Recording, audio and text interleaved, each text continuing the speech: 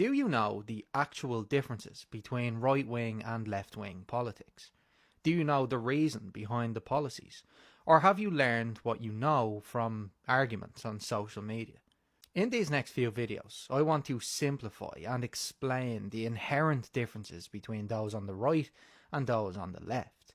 Not to cause arguments, but hopefully to resolve some of those arguments. So what I ask is that regardless of where you place yourself on the political spectrum, that you watch these videos with an open mind, and just for a moment try to see the other point of view. Let's take the subject of crime and punishment. Almost everyone watching this video has at some point in their life experienced even a small element of crime and punishment. So let's take a look at the left and right opinions on it. Take a young man from a disadvantaged area in Dublin. Let's imagine that he grew up in poverty and became addicted to heroin when he was 16. One day this young man sees an old woman leaving the post office after collecting her pension. He needs money for drugs, so he pulls up his hood, runs over and robs her handbag. A right-wing position disregards everything up to the crime. It doesn't matter why he robbed the handbag. It doesn't matter what type of upbringing he had or where he's come from. All that matters is that he's punished. A traditional right-wing view is that you do the crime, you do the time.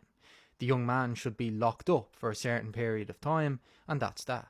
The idea behind it is that if society is strict and tough on crime, then that should act as a deterrent to prevent people from committing crime in the first place. And now let's take the exact same situation and look at it from a left-wing point of view.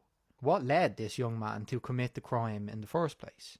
What socio-economic difficulties did he have in his life that led him to where he's at today? See, the traditional left-wing opinion is that unless we as a society can tackle things like poverty, drug addiction and equality, then punishment for the sake of punishment is counterproductive. And they might have a point.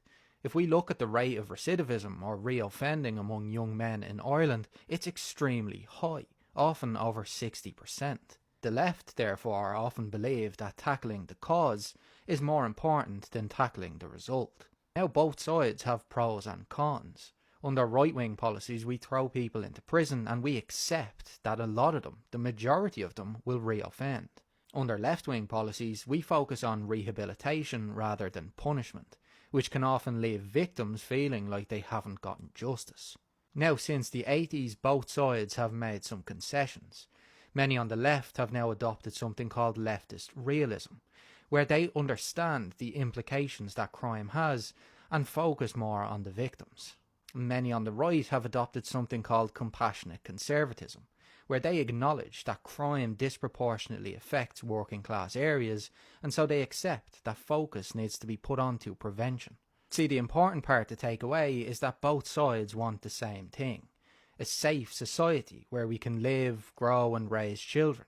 They just have very different ideas of how to get there.